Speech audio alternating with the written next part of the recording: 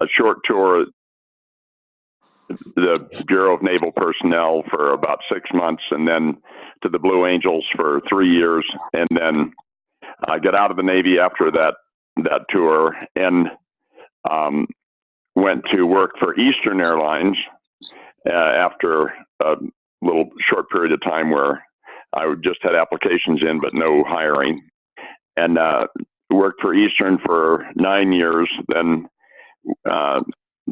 we went on strike and the company went bankrupt, and I was out of work for another 3 or 4 months, and then got hired by United Airlines and worked there for 20 years, and then retired from United. And then now I started my own company, Aviation Efficiency Group, and I consult with airlines on how they can operate better. And I mainly work with the American Airlines regional carriers, and although I have a little bit some other ones as well, but in general, that's my program. And I've been doing that for 11 years, and live in Evergreen, Colorado, and it's been a good life. That's the professional end of things. If you have any questions, I'll answer them. Awesome. Okay, Taylor, I'll turn it over to you. Thank you first for the overview. Yeah. So getting out of the military and joining the airlines and everything, was that your first choice, was going to the airlines out of the military, or was it just a good opportunity? Yes, I did not consider. Well, actually, I thought about trying to become a veterinarian, and I spoke with my father, who was at the University of Idaho as a dean of men there, and he investigated getting into veterinary school at Washington State University, and I didn't mention, while I was going through flight training, I also got my master's degree in aero systems, and I'd done well academically, but the veterinary school there said that they probably wouldn't pick me because I had already had a career and I'd jettisoned it. And so after that, then the only thing I thought about was the airlines, and quite frankly, I'm glad that went that way instead of going to becoming a vet. But yeah, the airline business was all I was planning on after the Navy.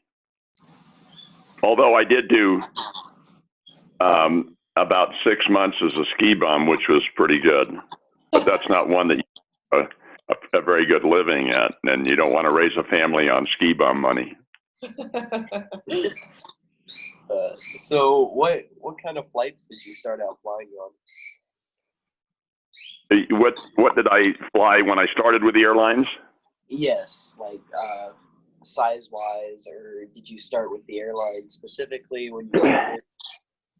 Yeah, the Eastern Airlines was at that time one of the major airlines, and I started off as a second officer on a 727. So the 727 is a 3-person crew, and there's a captain, a first officer, captain and the co-pilot, and then the flight engineer sat sideways behind them and ran the systems on the airplane. And I did that for about 5 years, riding sideways, we call it, and then was able to move up to first officer.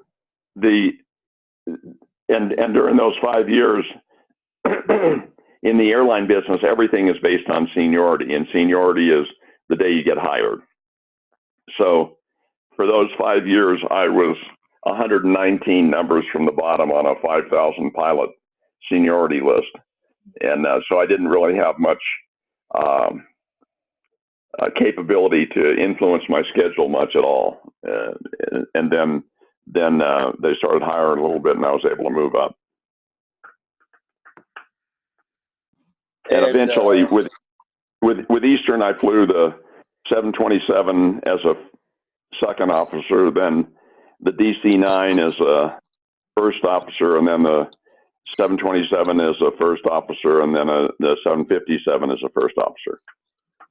Okay. And then So, with United, I was, once again, you start off on the bottom again the day you get hired.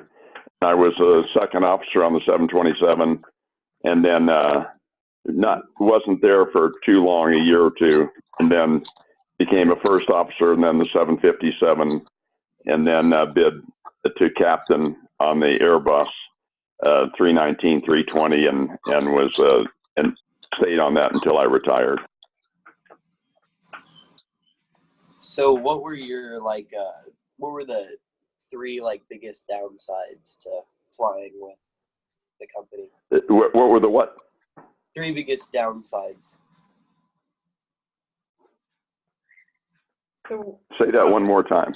So if there were three parts of the job that you didn't enjoy, or were there aspects of the job that made... Oh, yeah. Okay. Yeah. I guess I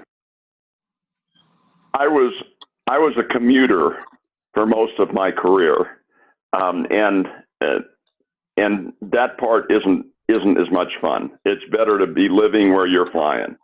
So that part makes it tough. I didn't care for all night flying. If leaving at 2200 and getting in at 0600, I didn't think that was very much fun. Although it does provide you get seniority faster there because most people don't want to do it, so you can get better trips, even though they're all nighters. And I guess that's really, there's not a lot of downside to civil aviation, and what some hard hitters might say that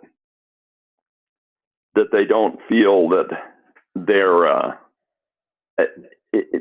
and I would agree with this, that you go from being a fighter pilot or something to flying a bus, and that, so what you're doing is you're taking off one hat and you're putting that on the shelf and you're leaving it on the shelf, and you don't look back over your shoulder and say, oh, I wish I were flying F4s off an aircraft carrier. But to me, the great benefit of the airline was that I could be around home a lot. I had travel potential, and I could coach my kids' soccer and baseball and basketball teams, and I could be the room mother in the school, and I could be a participant in my family. So I only have two negatives: all night flying and whatever I said for the other one. Commuting. Yeah. Okay. Awesome. Yeah, commuting. Yeah, there we go. Thank you. And so the people you talked to and everything, did they ever say anything about how they came up to being a pilot? How they became pilots? Yeah, how they went through the whole college process and everything to get to that. Yeah,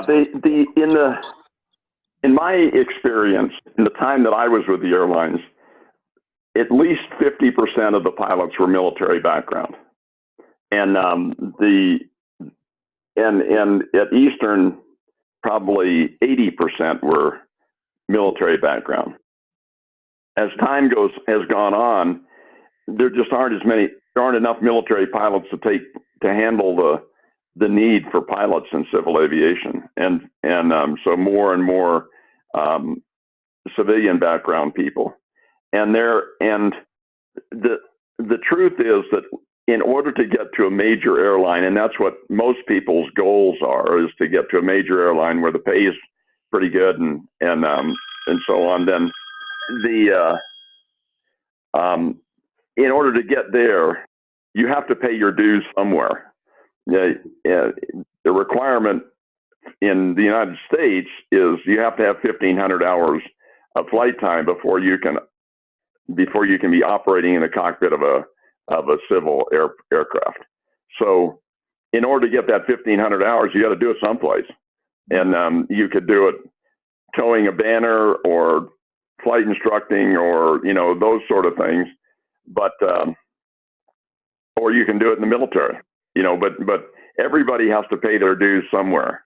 And most of the people, the civilian people that I knew in the airline business, they would start off young like you, and then get their private pilot's license and start flying as a private pilot, and then get a job, hauling mail or flight instructing or something like that, and then all single engine stuff. And then after a period of time and accruing some experience, getting a job with some corporate sort of operation where they're flying as a first officer on a turboprop, a twin engine turboprop or something like that. And then moving up from that to a better corporate position, and eventually getting to the place where they had the required hours and the experience to get hired by the airlines. But for just about everybody, it's a process that lasts 8 years, something like that, to accrue the flying experience and the background and the flight training and everything. Now you've got a leg up because you already got some flying experience, and you're still a young guy, and so that helps you. But most of the civilian background people wound up, out at an airport, begging flight time initially, and then working as a flight instructor or backcountry flying or something like that. And so what would be your biggest advice for approaching airline? Well, first of all, anything that I say about the airlines, of course, is dated somewhat. There's a tremendous amount of information on the web, and I know you've probably looked at it all with the FALPA and Future Pilots of America, and you Google flight training or pilot experience or lifestyle or whatever, and you're going to get 100 hits. And so my stuff is kind of dated as far as what you should do. The truth is that anybody that can get multi-engine turbojet time, they've got a leg up. And so you have to move to where you can get that sort of background, and it just takes time. If you went to Van Nuys, California, and started working for an airport in Van Nuys, and eventually worked up to Clay Lacy Aviation as a Lear pilot, that's one of the sort of step-by-step processes. But the pay is lousy in the beginning of aviation, because people don't have to pay people very much, because people want to accrue the flying experience. So you just have to say, okay, well, I'm going to dig in and do this. I advocate the military training, because going into the military and getting into flight training, because it's the best training you can get by far. And witness the 737 MAX stuff. If those had been U.S. Navy pilots in those airplanes, nobody would be dead. But the second thing is, you're doing stuff that's fun, and you're getting reasonably well paid, and you're accruing the flight experience. And so, to me, the military is really the best bet on it. You do write a check with your butt, though, and that if things go south, they go south pretty badly in military aviation.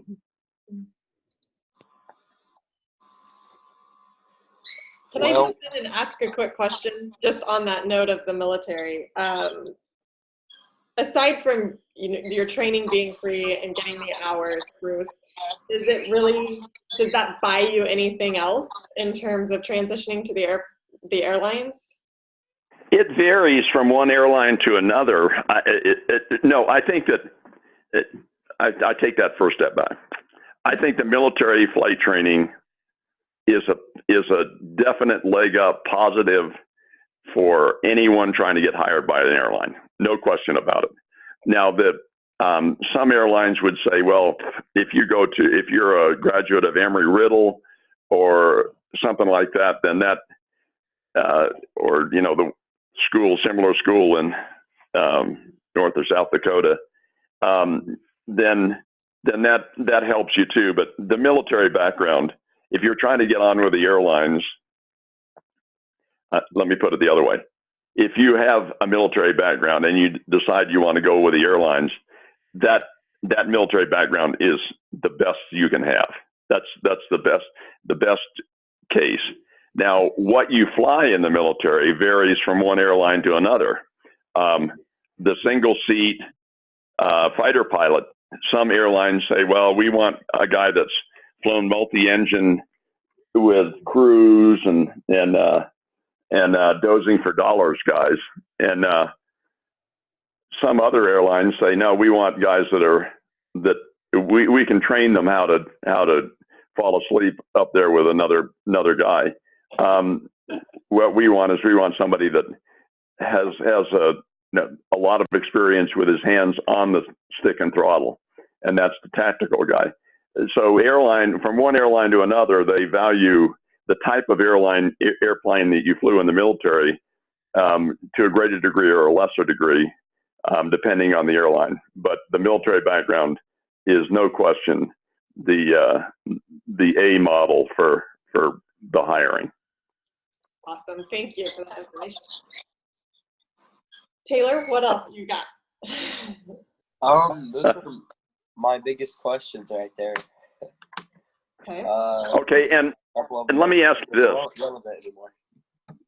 Let me ask you. You're a British citizen, right? No, I'm American. I'm from Kansas. I thought you were from England. Okay. Oh yeah. So that your requirements are exactly what I've alluded to there. And you're in school where? And now I'm gonna be going to Hutch here pretty quick. So okay. He's just finished high school, and he's going to start community college in August with hopes of transferring to State Salina for the aviation. Okay. Yeah. Yeah. Okay. Well, the doors are wide open for you. You've got a tremendous potential career there. One of the things that's true is that the airlines are hiring like crazy, and they're going to be hiring like crazy for the foreseeable future. And the population of the world, absent nuclear exchange with Iran or China, is going to continue to increase. And so the people who are going to fly on airplanes are going to be more. And the skies are going to get busier, and they're going to need more pilots. And the only dark spot on that is the pilotless airplane, which I would suspect that you agree with me that there aren't very many people who are going to get on an airplane that doesn't have some guy sitting in the front seat. Yeah, I would at least agree with that for sure. I would want to. I guess a couple questions that I had kind of written down here that might be helpful to fill in. So I obviously chat with Courtney frequently, and I know I haven't shared this with Taylor, but your son Nate is considering a transition soon. Yes. So can you just share a little bit about what steps he's currently taking? Are there some tests or specific steps that really set people up for success before they even apply to the airlines? Yes. And so once again, you run into some barriers. After you have to have 1,500 hours of flight time in order to get a air transport pilot rating. And so the trick is to accrue the flight time. And then the steps, and like I said, you can go online and see the steps. They're very, there are a million websites that give all the information, and as well as how much everybody gets paid and how much time off they have and what the duty regulations are and so on.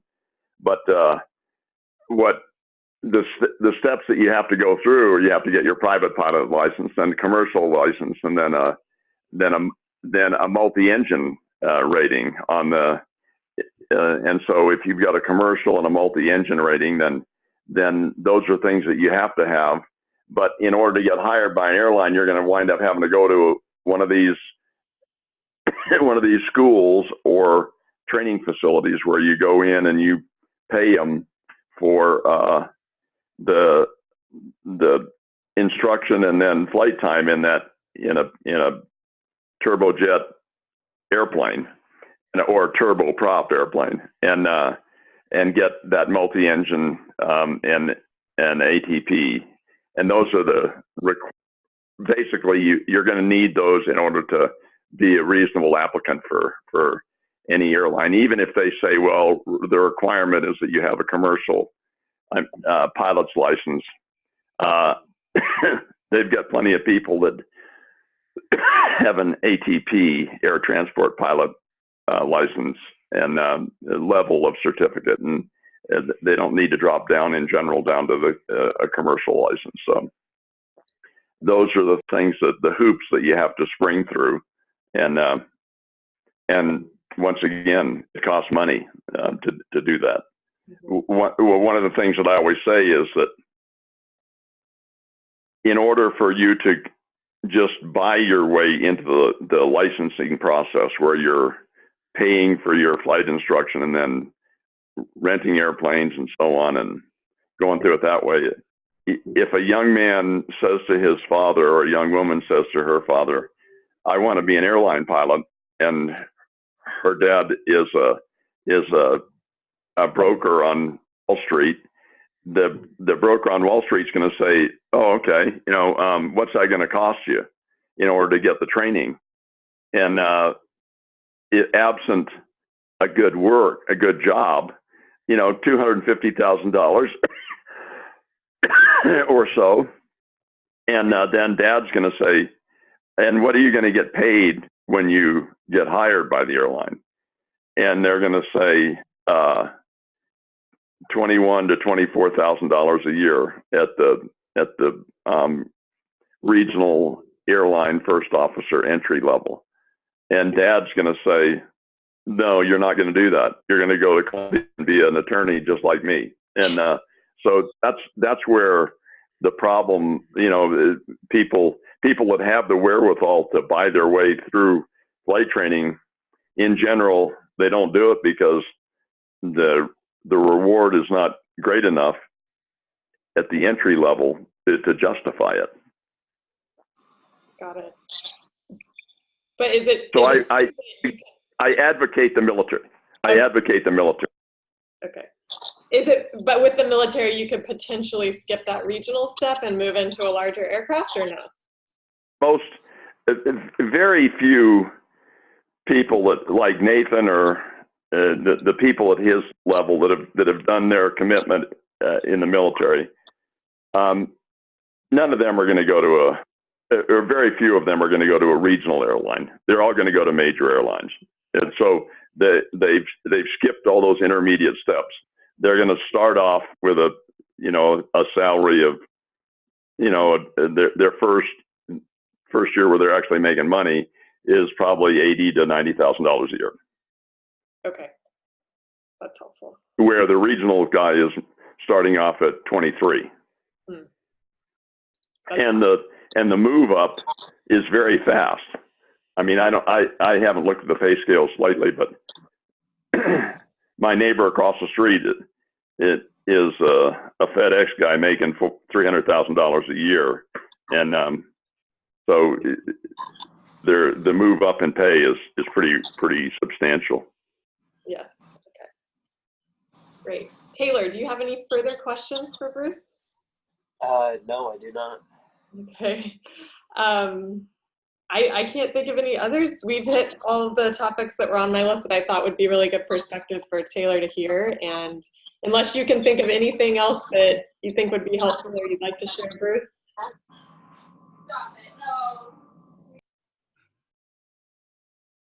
Well, I would encourage you, Taylor, if you set your eye on the prize, then set your eye on the prize and go for it. Keep working at it. But my recommendation would be try and get into a Air Force or Navy ROTC unit, or Officer Candidate School, or Marine Corps OCS, or something like that, and then go take the aviation option and go aviation. It's a good life. It's a valuable life, and you will have served, which puts you in a category that is an admirable category. Absolutely.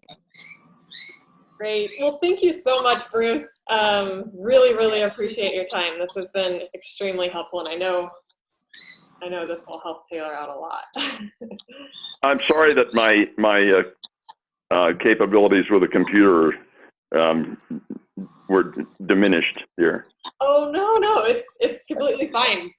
We were able to get great information regardless, and I apologize. It wasn't a smooth transition onto the call, but the Zoom software is usually a good way to get multiple people on the line, which is helpful. So thank you. Are you headed up to Idaho for the 4th of July?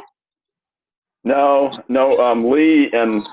Lee went over to Greece to meet Haley, our youngest, and they just called from over there and said everything's going well. And no, I'm I'm working the 4th of July solo today, or when it happens. Yeah, I have to admit, when you first said 4th of July next week, I was like, it hadn't even really occurred to me, because nobody celebrates the 4th of July in England. I mean, we're going to have a small cookout with Americans, but it's just so odd not celebrating 4th of July and Thanksgiving and some of those big holidays in America. It's taken some adjustment. Yeah, you're just one of the colonies that rebelled over there. Yeah. That's right. All right. Well, thank you again for your time. I really, really appreciate it. Okay. The Lord bless you guys and keep you. Bye-bye. Thank you. Okay. Awesome. All right, Taylor. Hopefully that was some good information for you. Yeah, it is, definitely. Again, sorry about